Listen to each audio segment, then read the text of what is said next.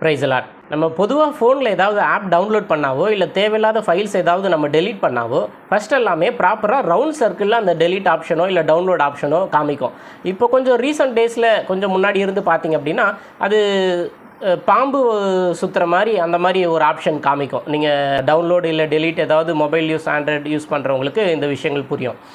இது எதனால் அந்த மாதிரி வருதுன்னு நீங்கள் அன்றைக்கினா யோசித்து பார்த்துருக்கீங்களா? ஸ்டைலாக இருக்கும் இல்லை ஒரு புது டிசைனாக இருக்கும் அப்படின்னு நினச்சிட்டு வந்திருக்குன்னு நினைக்கிறீங்களா? இப்போ பைபிள் பிரகாரம் பார்த்திங்க அப்படின்னா அதுக்கு ஒரு காரணம் இருக்குது. இந்த கடைசி 7 வருஷம் ஏசப்பாவுடைய ரகசிய வருகைக்கு அப்புறமா அவருடைய 2ஆம் வருகைக்கு முன்னாடி கடைசி 7 வருஷம் சாத்தானுடைய ஆளுகை இந்த பூமி முழுக்க இருக்கும் அப்படின்னு சொல்லிட்டு வேதத்தில் சொல்லப்பட்டிருக்கு.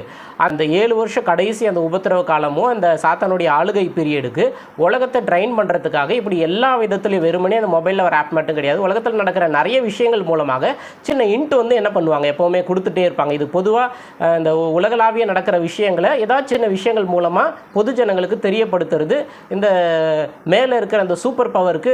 அதாவது சூப்பர் பவர்னால் சிலர் அதை இலுமினாட்டின்னு சொல்லுவாங்க, ஒவ்வொருத்தரும் ஒரு பேர் வச்சு கொடுவாங்க, சில பணக்கார நாடுகள் சொல்லுவாங்க. இப்படி இதுக்கு மேலே நம்ம நாட்டுக்கு மேலே ஒரு சூப்பர் பவர் இருக்குது இல்லையா? அதை தான் இலுமினாட்டி இல்லை லாஸ்ட் டேஸ் கவர்மெண்ட்டு அந்த மாதிரி எல்லாம் சொல்லுவாங்க, கடைசி சாம்ராஜ்யம் அப்படின்லாம் எல்லோரும் சொல்லுவாங்க. ஸோ அவங்க மக்களுக்கு தெரியப்படுத்துறதுக்காக இந்த மாதிரி விஷயங்களை பண்ணுவாங்க. பைபிளை பொறுத்த வரைக்கும் பாம்பை யாருக்கு ஒப்பிட்டு சொல்லப்பட்டிருக்குன்னா சாத்தானை தான் வலு சர்ப்பம் பாம்பு அப்படின்னு சொல்லிட்டு பைபிளில் சொல்லப்பட்டிருக்கு. இப்போ நீங்கள் பார்த்தீங்க அப்படின்னா இந்த பாம்பை பேஸ் பண்ணி வழிபடுகிற எல்லா விதமான வழிபாடுகளோ இப்போ டிராகன் வழிபாடு உட்பட எல்லாமே நேரடியாக அது சாத்தானை வழிபடுறதுக்கு சமமாக இருக்கிற ஒரு விஷயம்.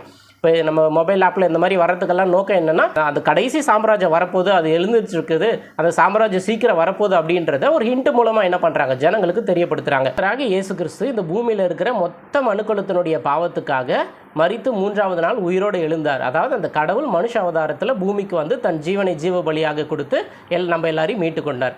இதன் பிரகாரம் பார்த்திங்க அப்படின்னா அவருடைய ரகசிய வருகையே நிஜம், அவருடைய 2ஆவது வருகையே நிஜம். அதுக்கப்புறம் இந்த கடைசி 7 வருஷம் அந்த சாத்தானுடைய ஆளுகை பூமியில் நடக்க போகிறதும் நிஜம். அதுதான் ஆன்டி கிரைஸ்ட் கவர்மெண்ட் அப்படின்னு சொல்லிட்டு சொல்லுவாங்க. இதில் பைபிள் தெரியாத மற்ற ஜனங்களுக்கு இது இலுமினாட்டி கவர்மெண்ட்டு, கடைசி சாம்ராஜ்யம், இந்த மாதிரி அவங்கவுங்களுக்கு தெரிந்த விஷயங்களில் இதை என்ன பண்ணிக்கிறாங்க, இதை சொல்லிக்கிறாங்க. ஸோ நீங்கள் பிலீவ் பண்ணாலும் பண்ணா காட்டியும் இந்த விஷயங்கள்லாம் நடந்துட்டு தான் இருக்குது. So believe Jesus Christ, save your future.